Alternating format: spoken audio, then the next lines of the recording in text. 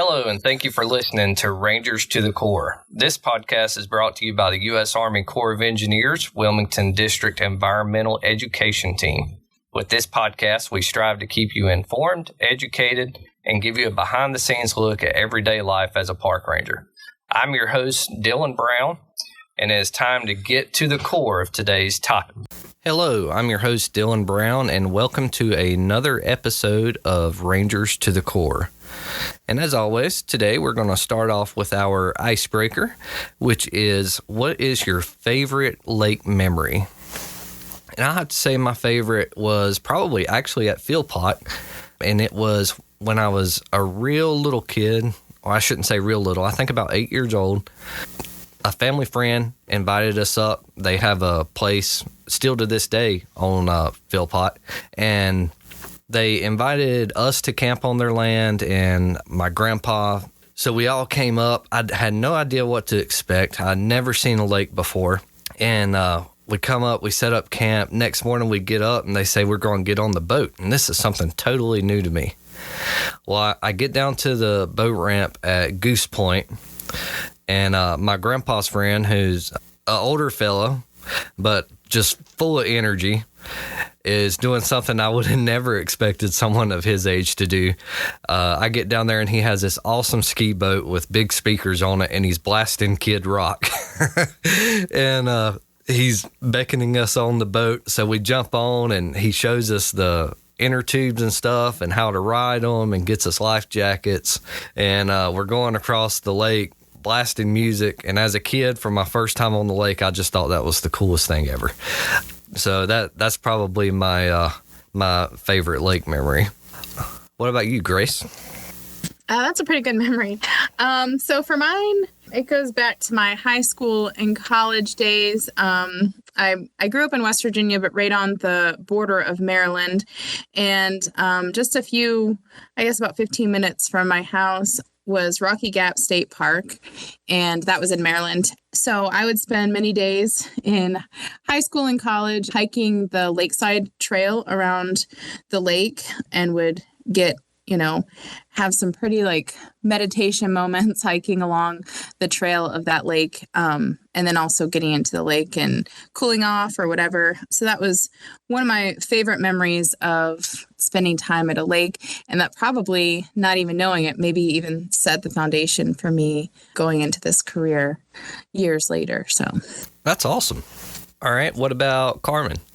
Yeah, my favorite lake memory was actually going to the lake at Camp Okanichi at Lake Lure. And I think I went to Camp Okanichi for probably 7 or 8 years. I know I started when I was pretty young, like going into third grade. And I would go every year. Some years as I got older, I would go every, for 2 weeks or so. But there was a lake there. And a place we would go swimming at the lake, and then also canoeing. And one of the, I'm not going to say it was a sad part, but at the end of camp, we would have a closing ceremony, and we would, sing good old camp songs and things like that. And we would, that would be our last night there by the camp, by the lake.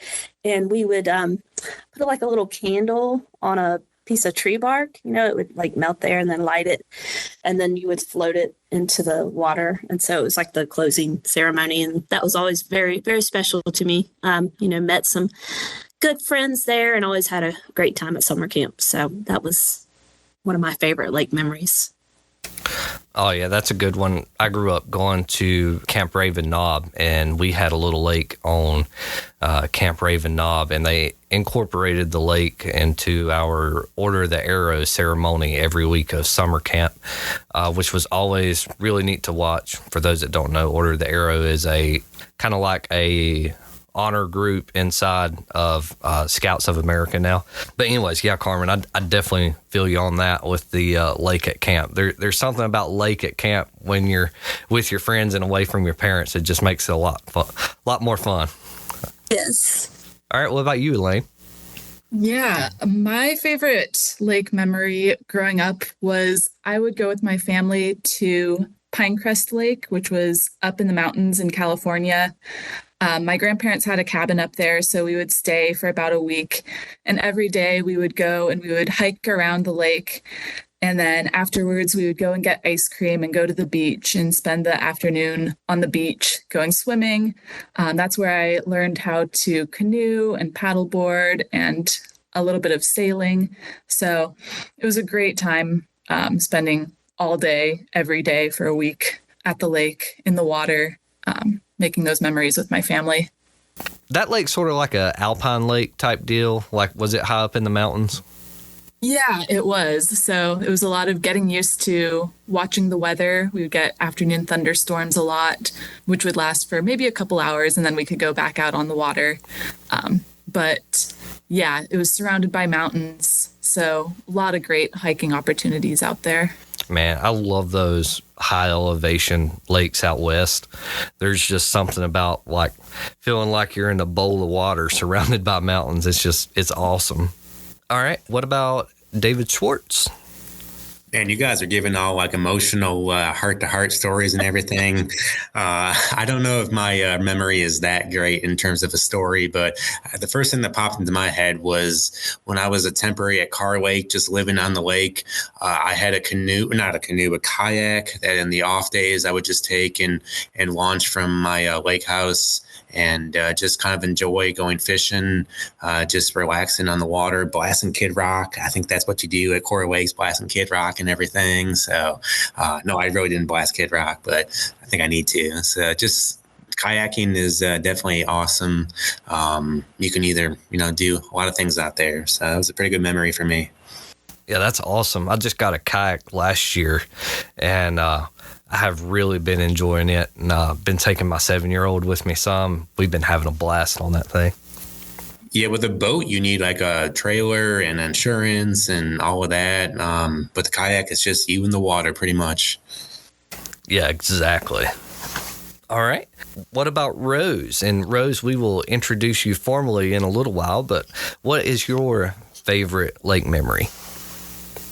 Okay, well, I'm glad you guys started talking about camps, because I had not thought about this in some time, because as you know, David and I are probably a couple decades older than most of you folks. But as a 9-year-old growing up in Western New York, outside of Buffalo, there is a camp called Cradle Beach Camp that I went to, and it's right on Lake Erie. And, we did the usual, the canoeing, the swimming, but it was interesting in that they had multiple cabins, and it was a kind of a multi-race, multi-age camp, and, boys and girls. And so like the cabins were named after Native American tribes. So there was like Onondaga and Huron and Cherokee and Shawnee and some other ones.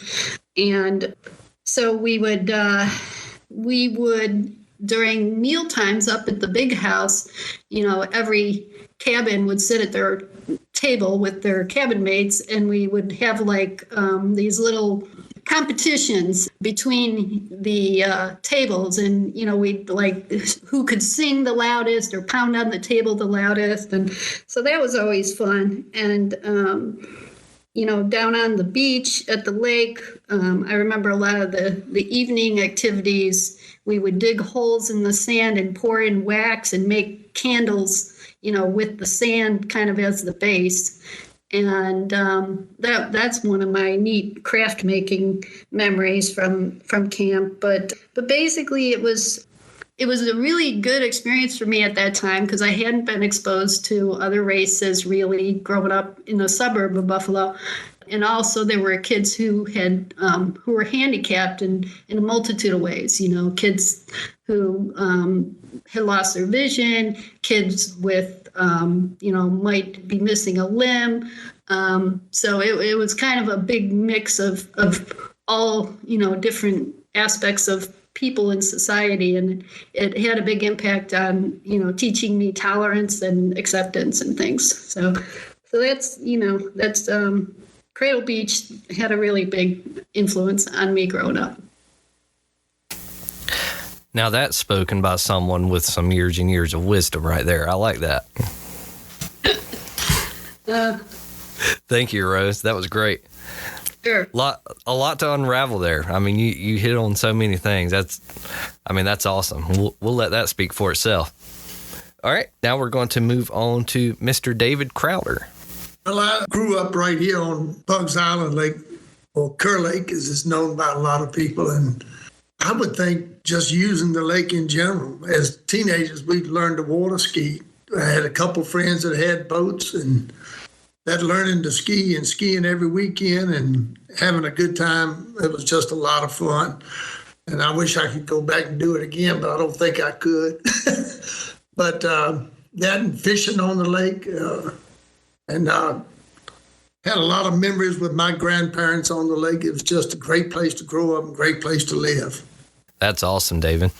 Yeah, I've always been envious of people who have got to grow up close to a lake or had easy access. Like, we got a couple of employees here that one of them literally grew up on a road or across the road from one of our real popular boat launches. And I thought, man, the things I would have got into as a kid if I lived that close to the lake. So that's great.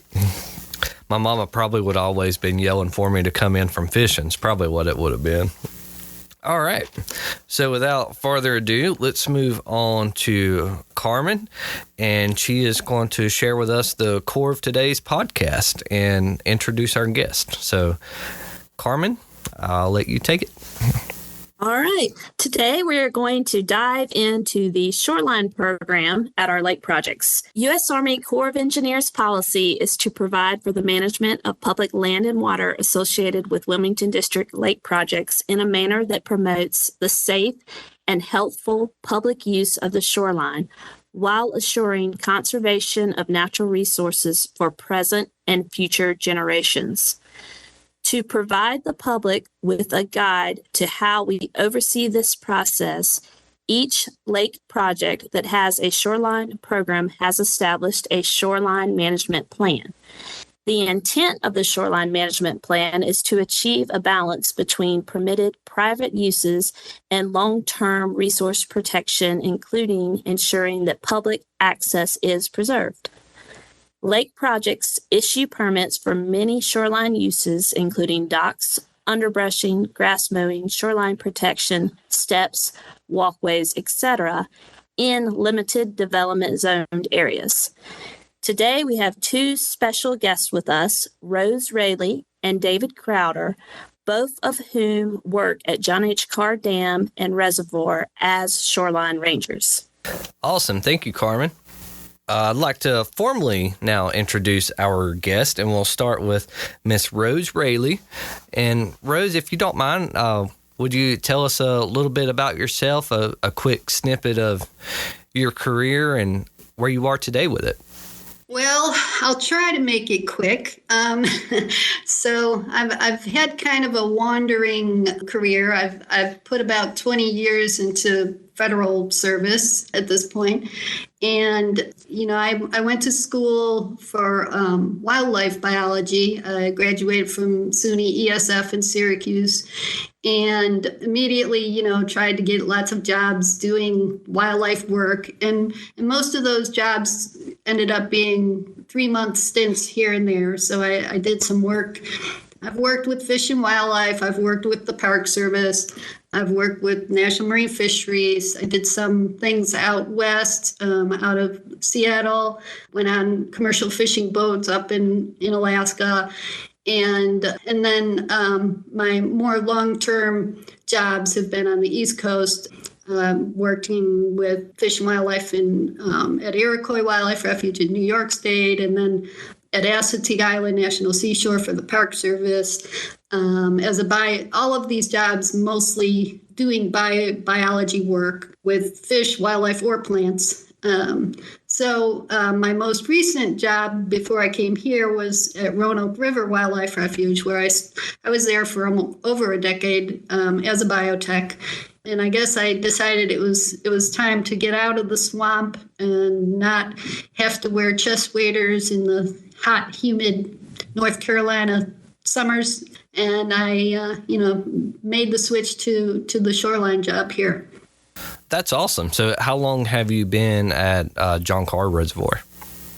Just 3 years now. Awesome. Sounds great. So you came on about the same time I came on at Philpott then, because I think this is going on my 4th season this year. So. Okay. That's awesome. All right. So Mr. David Crowder, tell us a little bit about yourself. Well, when I first started working here, I was just a teenager, and the maintenance for the lake was in-house. It was not contracted, and I had a summer job working with the maintenance crew, and I got to work out of the marine shop. And that was a lot of fun, a lot of putting out buoys when they'd break loose. And we actually had the old tugboat, Dan, on the water at that time.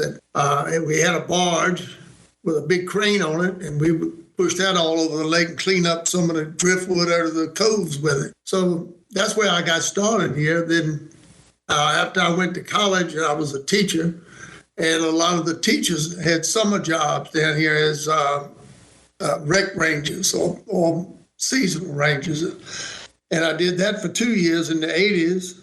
And after I retired from teaching, I reapplied and got hired back as a seasonal ranger. And 3 years ago, I applied for the Shoreline job and got that. And so I've been full-time here going into my 3rd year.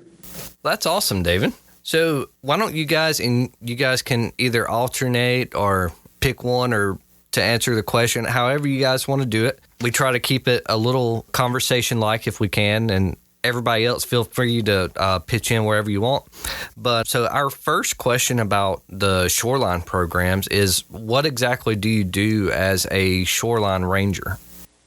Well, we essentially assist property owners that have property adjacent to core land in obtaining shoreline permits, or if they're already there, renewing their existing permits. And that also includes inspecting docks and walkways and meeting with people and, answering tons and tons of questions and, basically telling them the rules and regs of the Corps so that, everybody can get along and not have issues and enjoy the natural resource as well as being able to recreate. Okay. So how many permits are you guys responsible for? So we have approximately 4,000 permits here. We have 4 shoreline rangers. We each are assigned to an area. And so essentially each ranger has about 1,000 permits. And, those permits are renewed every 5 years. So it's a lot. We, I guess, manage as best we can, even though sometimes we feel like, it's more than we can handle sometimes. I'm sure. And that's a lot of time on the water, too. For folks out there that want a park ranger job where you tend to spend a lot of times on the boat, which granted, there's a lot of admin time on the back end. We might talk about that a little bit later, but going out and doing those shoreline inspections, that's definitely a way to get some boat time in. Yeah, I wish it was more. I wish we had more boats, and I wish it was more boat time than we do get. Oftentimes, we end up actually driving probably more than we're actually on the water. We drive to the lake sites. Yeah, when I was doing shoreline inspections for a little bit, when it was cold, I would like to go from land. But after being chased back to my truck by a couple of dogs, I thought, you know what? I'll just face the cold on the boat. It's definitely more, more efficient way to get the work done. That's for sure. What I find when you drive to the sites, you see a lot of people that have a lot of questions, and it really slows you down as far as getting your inspections done. But you get to meet more people, and if they have questions, you try to answer them. But it does slow you down from getting around to all of your inspection sites. For sure. So, and going off of that a little bit there, David, I'm glad you brought that up. Part of the Shoreline program is a lot of dealing with people. So tell us a little bit about what a shoreline management plan is and how we translate that to the people that have to abide by that in a way that we get compliance and that provides understanding for the why behind the existence of the shoreline management plan. We have a plan and we have it in a booklet form, and we can give it to some of the new owners to let them understand, get a better understanding of what they can and cannot do. And then they can call us if they still have questions. And plus, it's available online at the website also of the John H. Carr website. It's just a plan. Our latest one was 2016, and it just lays out for them exactly, basically what they can and cannot do. We all have new questions that come up, and we have to put our heads together and determine the best answer for them. It's a good manual to have. I learn and I hear different questions every time we go out. It's something different. Yeah, it's funny. It's almost like, or at least my experience with it, it's a lot like our regulations books go. Not so much written as much legalistically, but in the sense that everyone can kind of interpret something a little bit differently. It's a lot of both interpreting to them how it's meant to be implied versus maybe sometimes how they would wish to imply it. Yeah, I mean, it's really it's a guideline. It's a working guideline, I'd say, and it doesn't have all of the answers in there. So, that's where the Shoreline Ranger comes in to, like you said, interpret the rules and the information in general. It's not all just rules and regs. It's, there's a lot of good information, and it really keeps us, if I dare say, honest, because, this is what's written. So this is what we should be explaining to them. And I don't know, it allows us, it really guides the Shoreline Ranger a lot too. There's a lot of details in there, and unless we were really geniuses, which most of us are not, we're not going to remember everything, and it takes a while to learn it. So it's a very handy tool. For sure. And also, I heard you mention the year yours was updated. I think ours at Philpott, was updated sometime in the late 80s. It's really due for a refresh, but that tells me that every lake's shoreline management plan must be different. Yes. So as you're probably aware, not every lake even has a shoreline management plan. Apparently, I've been told that what is in a shoreline plan or whether they have one is kind of dependent on the date. And apparently after the 1970s, the Corps started managing resources differently. So, but we, in our district, we have 5 reservoirs: Jordan Falls, John H. Carr, Philpott, and W. Carr Scott. Only 3 of those have shoreline management plans, I think, as was mentioned earlier: John H. Carr, Philpott, and W. Carr Scott. But yeah, if projects that don't have private shoreline uses would not be required to have a shoreline management plan. Awesome. Thank you for that. So within that plan, I know there are different zones around the lake. Can you kind of break down for everyone what those different zones are? Bugs Island here, we have 4 zones. We have the black zone, which is right around the dam, and they're just off limits totally, not supposed to be inside the black zones. The red zones are reserved for public recreation areas like the parks and campgrounds. The yellow zones are protected areas. You can get some permits there, but docks are not allowed in the yellow zones. And then the green zones, you have limited developmental zones where they can put docks and have some permits if they meet the criteria for getting one. And then even now, we still have, in some of those areas, you may find a dock that they're not allowed now because they were there before the rules actually changed, and they are grandfathered to that location. So they get to maintain their dock at that spot. Awesome. So that's really helpful. Also, while we're on the subject of the way things are labeled around the lake with all these different zones and stuff, explain for everyone what that red line is around the lake, that all that paint we see on the trees, and in some cases a blue line even up above that one. I don't know if John Carr has one. I know Kerr Scott has one, but can you guys hit on that a little bit for us?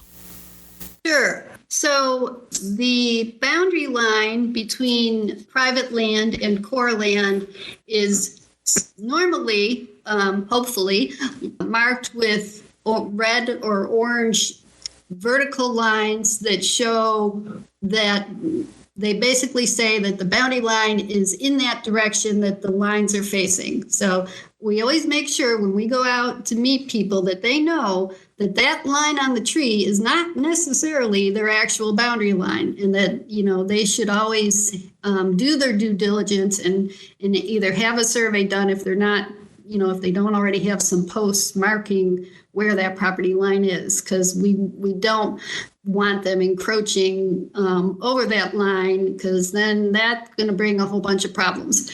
So those are witness trees, and there's also 3 lines and a dot for corner that show where the boundary turns. So that's, you know, basically those lines. Now, the blue lines that we use, the Shoreline Rangers go out with our blue paint when somebody reports a hazard tree, and we spray a kind of a vertical line across, or not vertical, diagonal line across the tree, and a little blue spot at the base of the tree saying that, yes, we agree, this is a hazard tree and you may have it removed. And so that's some of those paint lines that you would see out there. Awesome. And Grace, you might have to jump in on this a little bit. I know at Scott they have a water easement line that's marked with a light blue paint up above the red paint. What do you know about the water easement line? So we have different shoreline allocations of how we do it: public recreation, limited development, protected, and prohibited. But I don't know if that's what you're asking. At John H. Carr, we don't have blue lines above our red marking witness lines. But, you know, I don't know what that means, if that's David's saying some of the maps show blue. I mean, you know, the 320 line is our high water mark line, but that's not put on the trees. But that is, a lot of our shoreline is, the boundary line is based on the 320 high water mark. Gotcha. If I remember correctly, at Scott, the government fee line, or the red government boundary, was at 1080. And then above that, they have a water easement line that... like the flowage easement line? Yes, yeah, exactly. That sounds like flowage. Okay. Yeah. Now, unless they haven't done that blue line in a long time, I know we need to paint our blue line, but I thought it was our fee. Like the blue line on the trees was our fee line boundary, and then the red line is our flowage easement, but I might be getting those confused. I know we have like the orangish red line that we walk all the time, and that's what, like, you can, maybe that's our fee line, and then our blue line is what we can legally flood to. I think all this is a good example of how different projects manage things differently, you know, even down to maybe how lines are painted. It all kind of depends on how, you know, maybe the topography is, or the adjacent landowners are, or what's being leased. But there can be a lot of variation, even though we have very similar plans in our basic rules and regs. There can be a lot of variation amongst the how they're actually managed, you know, at that project. Yeah, and I think Grace hit it pretty well on the head there.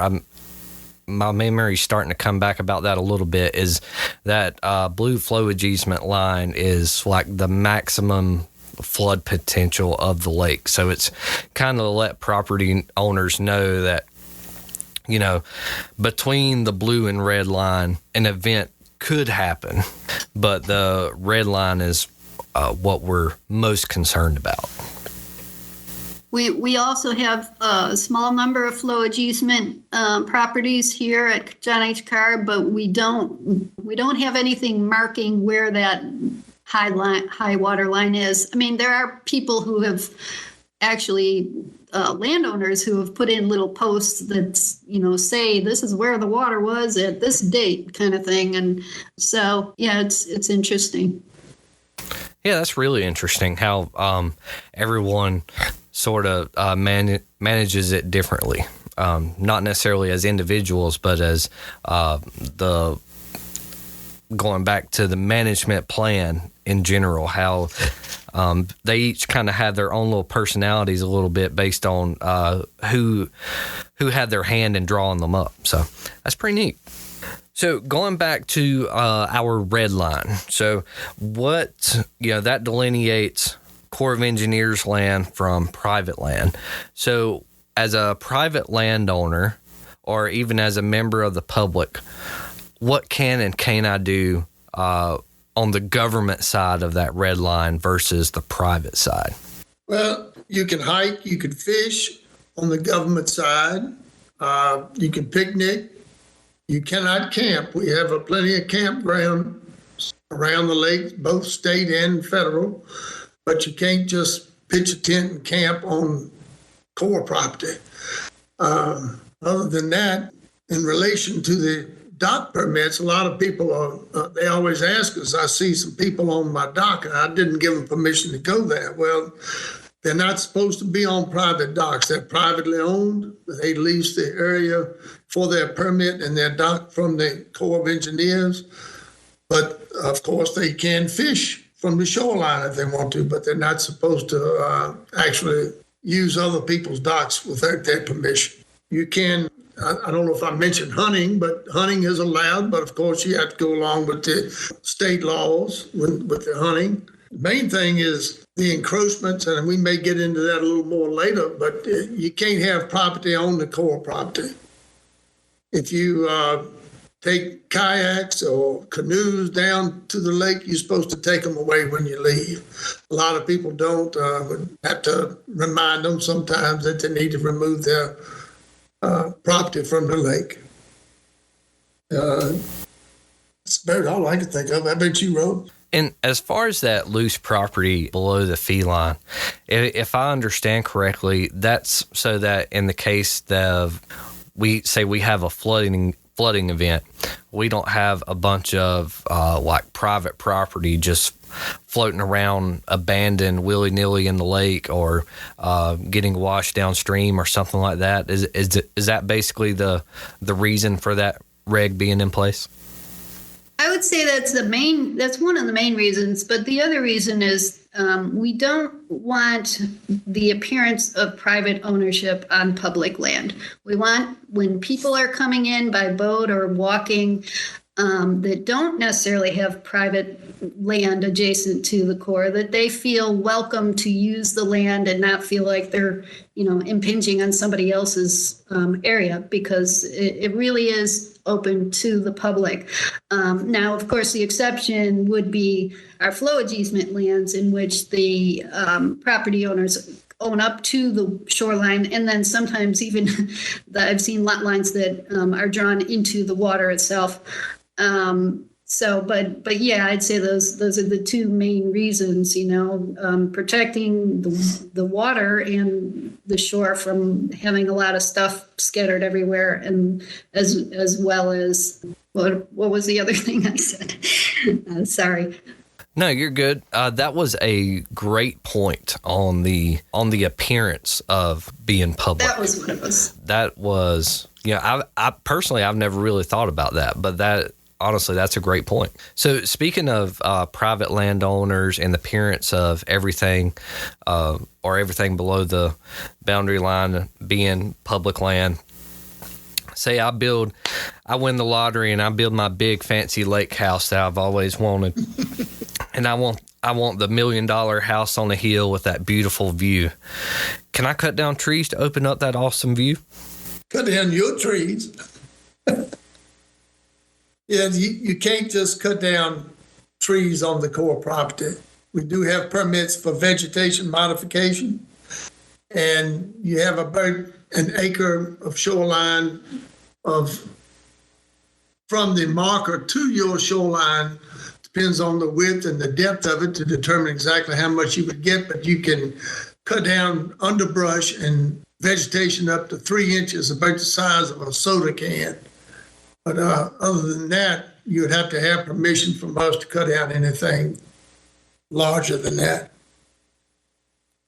Okay, so say there was a tree that died and is hanging over my property, or say a threat to my awesome garage that I put with my $1 million house, or my swimming pool, or something like that. Could I get permission to cut something like that? Yes. If you have a dead tree or a hazard tree that's on your property, you could give us a call and we would come in and mark it, and then you can have it taken down. I would also say that any limb that extends from the core property over your property that might be creating a hazard for you, you can remove those limbs if it's going to be a danger, because it's really over your property at that point. We don't pay to have the trees removed. That would be up to the property owner to have them taken down. And I'd like to add that, a lot of people, not everyone, has this idea that that it should look all nice and clean, that any dead tree should be immediately removed, and so it's more of they think it should be looking like a park. And dead trees have a lot of value for wildlife. Those snags can, not just are pollinating insects, but lots of birds and mammals use these trees. So we really try to encourage people, unless that tree is really a hazard to your dock or your house, or right on your path that you and your family use on a regular basis. We try to keep as many dead trees in place and let them fall on their own, as much as possible. Yeah, for sure. We definitely hit on that hard. Our last month's podcast with Mr. Joseph Boswell about forestry and the value that leaving dead trees standing in forest zones have. So that's awesome. And so it's important that we realize that, that management carries on everywhere around the lake and not just certain timber zones. So that's a great point, Rose. Thank you. Now, what about, I want that pretty green lawn that looks like Augusta golf course. So as far as these pesky leaves and stuff from trees, what all can I burn around there? You said, what can you burn? Yes, sir. All right, if you, again, you can't just clean the ground up between you and the lake. That's supposed to stay as it is. You can have an improved walkway, which would allow you a nice gravel walkway down to your dock area. Now, if you have a lot of driftwood that comes up into your cove or to where your dock is, when the water level goes below 300, you can go down and clean up the shoreline and burn it below 300. You need to follow all the whatever burning laws are in effect at the time, just to make sure that you're in compliance there. So basically, just like our campground rules for firewood, is you can collect the stuff that's dead and down. Yes. Awesome. All right.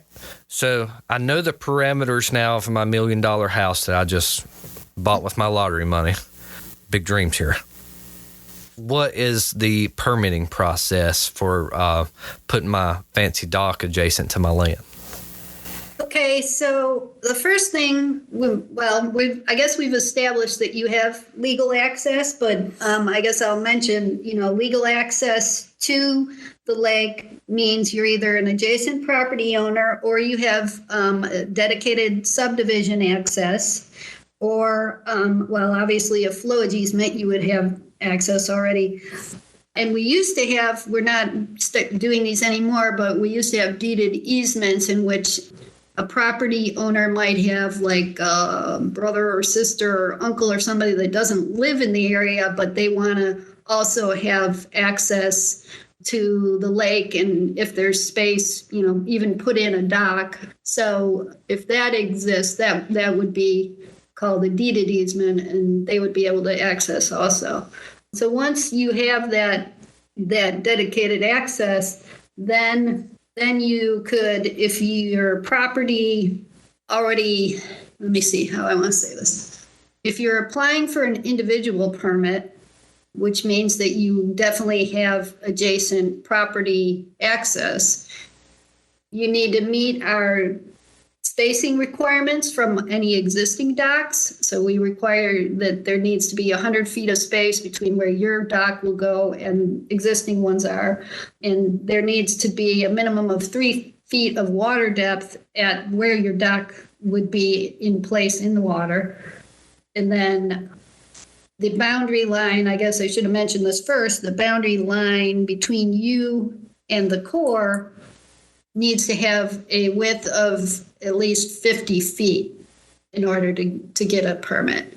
Now, for a lot of our permits, the lake is really getting filled up fast with permits. So we do still have some space here and there for new permits, but a lot of our permits are existing, and we have a lot of turnover with ownership of properties. And in that case, they're basically oftentimes just reissuing the same type of permit that the previous owner had. Okay, let me ask you this. Why my big fancy new dock to go with my $1 million house is being engineered? Can I have a mooring buoy in the meantime? Yes, you can meet all the criteria, and if you want to hold that spot for your dock when you get it, you can go with a buoy permit to begin with, and that can always be modified when you decide to install your dock in that location. All right. So this is going pretty smooth so far. Now let's talk about my dock plans. I want a big fancy dock. I think, with all this money I got now, I think I'm going to have me at least, let's see, I need a ski boat, a pontoon, and a bass boat, and then I'm going to need a couple jet skis. So, that's going to take a pretty big dock. So, and not only the dock, but all that landscaping to get from my house to the dock. I want some nice rock steps and some pretty flowers and all that stuff. So how does all that work in this big permitting process? So you've already kind of stepped on our toes with the trying to give it the appearance of personal ownership. So we're not going to let you put in your flowers and your shrubs and your other possibly invasive exotic plants. But, the stone steps thing we have seen down kind of near people's docks between their, where the path ends, or even, I guess, occasionally on the path. We really discourage that kind of thing. We allow, we are always telling people, when they ask about gravel in their path, we're like, if you have an improved walkway permit, you can put down number 57 gravel, which is pretty much the same gravel you would use on the driveway. And the reason we use that as opposed to crush and run or pea gravel, which most people would find more attractive or nicer to their, bare feet, it washes out, and it doesn't allow water to percolate into the ground. It basically washes right down to the lake. So that's one thing. As far as your big fancy dock, we do have limitations on the size of that dock. And depending on whether you go with an individual kind of T dock or a slip dock, the sizes will vary. But those sizes also will depend on your neighbor's existing docks. We have a rule that you can't be closer than 50 feet to any existing docks. So by water, 100 feet by land and 50 feet by water. So, we would, as the shoreline ranger, go down with the landowner and evaluate all these things and tell them this is what you can do, this is what you can't do. And, and they have to work with that. The other requirement is a lot of our, there's a lot of small coves on this lake. And so one of our main requirements is that you can't extend your gangway and your dock out more than a third of the cove width. So we try to get people to orient their docks perpendicular to the shoreline. And if that orientation takes you kind of directly across, say, a 100-foot wide cove, you're going to have a pretty small dock to not go beyond that 1/3 distance. Okay, I'm taking notes here, so we're looking good so far. Now, what kind of things are allowed on the dock? Because I'm thinking, a double-decker, my top deck's going to be a party deck, so I'm going to have some electricity down there for my wet bar and my speakers and my sound system, and I'm going to have some lights, so are all those things allowed? You can have some of those. The upper deck on your dock is not allowed on this lake.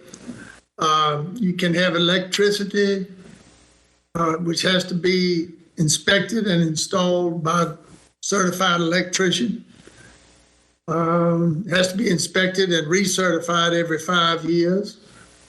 The lighting that you use would have to be night sky approved. Dark sky friendly. Dark sky friendly. Couldn't think of that term. And they have to be shining down. And help me out, Rose, in case I forget a lighting. It can only be on the walkway, right? Or only on the dock. Which is it? So you can install electric along the walkway on posts that are above, and they have to be pretty tall posts. The electric part of it needs to be above the 320 line, above the possible high flood line. And there are, kind of restrictions on how close those posts can be. But we haven't seen too many of those at our lake. But people do occasionally use solar lighting. Again, it's kind of discouraged to stick little solar lights along the pathway because, honestly, that's something that could wash away. And it also almost falls into the creating, the appearance of personal ownership. But yeah, so for the most part, the lighting should be on your dock itself. If you got an electrical permit, you could put in one large tall post close to the dock with a outlet, with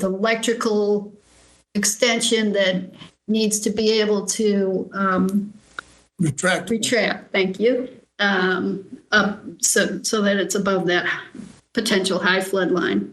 If you wanted to be able to plug in something down at the dock, but a lot of the new docks, they are going to solar power for boat lifts and different things of that nature, rather than installing hardwired electric service to the dock area.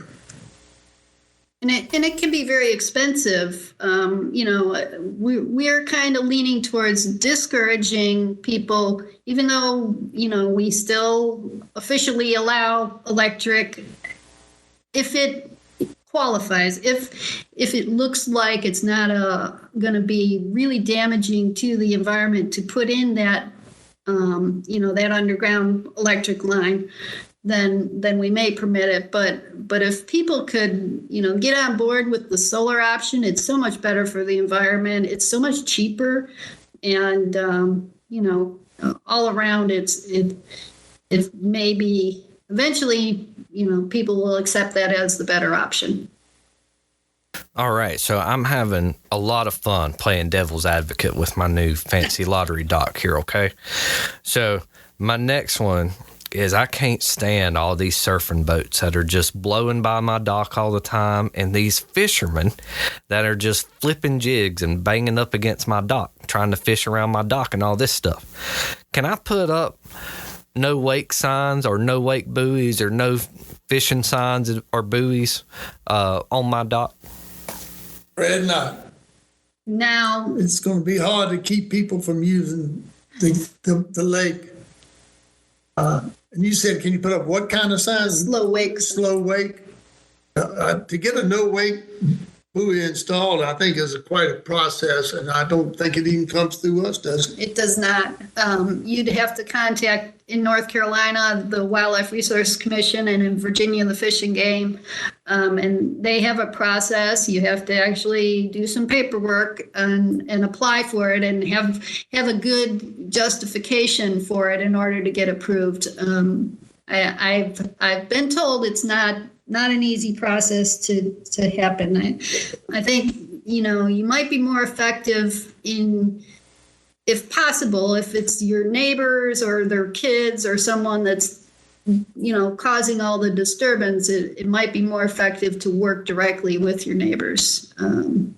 We kind of encourage that in general, when neighbors are having issues with each other, we'd prefer that they work it out, that everybody, acts as adults and works things out with each other. And if, and then maybe as a last resort, call your shoreline ranger, and we can try to mediate and, come to a solution that's going to work for everybody. All right. So that's quite the process. So let me think about an alternative here, okay? So I want to protect my investment, obviously. So that land around like where my gangway attaches and all that kind of stuff, from all these wakes, from all different kinds of boats and just the natural current or when a storm blows through or something like that, it's going to start washing that dirt away, I'm sure, if it's not already. So is there things I can do to protect that shoreline and that embankment to improve the longevity of my investment?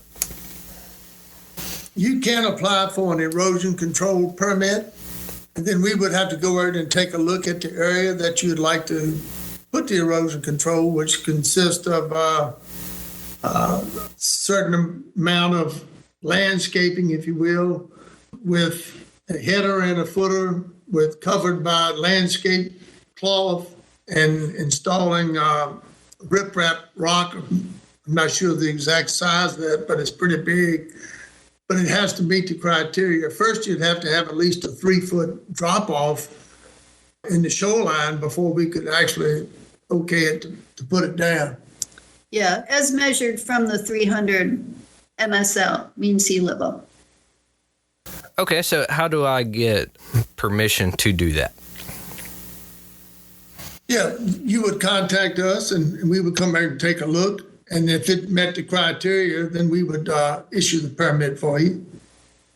We would first, after we approve it, we would have the landowner contact their own erosion control contractor to come out and give them an estimate. A lot of times, once people get those estimates, they decide maybe that erosion isn't so bad after all. But yeah, they would have to pay for it. Unfortunately, there was a time, I guess, in past years that the Corps had worked out, paid part of it, but that's currently not the case, unfortunately. But he just hit the lottery. He can handle it. Oh, I'm sorry. Yeah, right. Yeah, that's right. Money's no object here. Well, that's good. Then you'll be able to put in some nice erosion control. But yeah, you wouldn't. We have a list. We have lots of lists actually. So we have a list of possible erosion control contractors that you could reach out to. I was just thinking about our other lists. We have electrician. We have a list of electricians, dock builders, and people are permitted to go with people not on our list, but there are some kind of qualifications to that as far as dock builders go. But yeah, it's definitely, riprap is not necessarily the most attractive option, but it is an effective option that the Corps is leaning towards at this time. And we do want to try to keep that shoreline intact as much as possible. All right. So that answers a lot of those questions, but now I'm going to flip the script, okay? I actually didn't win the lottery, but I am my great aunt's favorite nephew, and she kicked the bucket. But she had a lake house, and since I was her favorite nephew, she left it to me. So, since I inherited her lake house, what do I need to do to get her dock and everything in my name? Well, we'd have to do possibly a change of ownership from her to you. It would be, we would need a copy of the deed of the property stating that you're the new owner. If it's left in a will, we could go with the will. A plat of the property lines. And other than that, that's pretty much it. And a form that we have to fill out, the information form for the change of ownership. And then there would be some fees that would go along, and we would send you a bill, and we'd do the change of ownership for her permit to you. Well, that sounds simple enough. And it's not too bad. Occasionally you get some different variables that make it a little bit more complicated, but it's not too bad.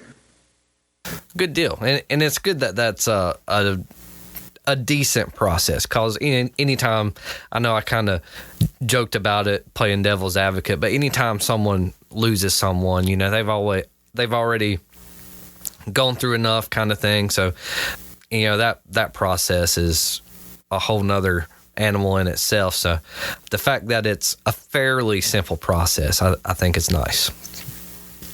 So thank you guys for playing devil's advocate with me. I do appreciate it. You were good sports. Do you have any final things that you would like to share about shoreline management in general that we didn't get to cover or anything? It's hard to say. It's been one of the most enjoyable things I've done. I really like getting out and meeting these people. I've met a lot of good people, and most of them try to go by the rules, and they understand why we asked for this or for that. And they've been very good to work with. Now, some of them, you have a hard time catching up with everybody, and it makes it a little bit more difficult. But again, it's overall, it's an enjoyable job. Yeah, I agree. My favorite part about doing this job, in addition to what David was saying, besides meeting all these very interesting people with, stories of their lives and the things they're doing now, I've met ministers and beekeepers and all kinds of interesting folks. But as far as, I just want our shoreline customers to communicate with us, and really, it would make our lives so much easier when people change their emails or phone numbers that they let us know that, and that way at the 5-year renewal time, we're not learning that these people moved 3 years ago, kind of thing. That gets a little frustrating, but I want people to think of the Coreland as a nature preserve and not a park, and that keeping it natural and wild is a benefit to everyone, and it's what I think makes a lot of people move to the lake. That it's so much more natural than some of the other lakes that have docks on them. I would also like to add that if you're looking to purchase lake property, sometimes, you might have a realtor who's just trying to make a sale, and it might make that dock seem kind of like we mentioned earlier, like you have private ownership of all that land that goes all the way down to the dock, or, things like that. It's always a good idea to double check with your local shoreline management rangers at the lakes you're looking at purchasing land, and get all the ins and outs of that process we talked earlier, whatever we didn't cover in this, because a lot of times, folks can be a little misleading in an effort to make a living. So, and also on what David said, When I did this temporarily at Kerscott, I filled in while we had a vacancy for a little while. My favorite thing to do was going out and meeting people and talking to people. And I love construction. My minor's in building science, so I love to walk on job sites that were in progress if it was safe to do so, and talk to both the builders and the new landowners and things like that, and talk about all their features of their house and how they're incorporating the lake with it and all this fun stuff. So I always really enjoyed that kind of stuff. All right. Well, thank you, Rose and David. You have been great guests, even though I was a pain of a client. So I definitely thank you both for your time. Thank you. It's been fun being part of this. Yeah, I hope we answered most of people's questions. If we didn't, they can always call us. Yeah, we encourage you, before you go buying that property, even if somebody has told you everything you need to know, reach out to the Shoreline Ranger, and so that you're not surprised when we show up and say, no, that's not the way it is. And that happens sometimes. Right. And the thing about us as rangers, too, is, we're very personable people, typically. So, like many things in life, when you go to do something like that, it's all about building a relationship, And if you build that relationship, now, you're not building that relationship to get by with anything, but you are building it so that you can have that line of communication that, you both have some understanding of what's expected from both ends. That's right. Awesome. Well, thank you guys so much. We're going to move on to Miss Elaine Witry, and she's going to tell us what's on the horizon. Yeah. So next month, we will be back with another podcast talking about dam safety and all the things involved with that, including how we monitor and inspect those dams. And it is the start of our summer recreation season as well. So this upcoming month, the month of June, is Great Outdoors Month. So get outside, come visit us at one of our lakes, and make sure you're staying safe and having a lot of fun when you are recreating on our waters.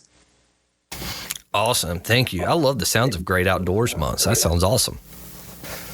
All right. Mr. David Schwartz, I think we have a message from you.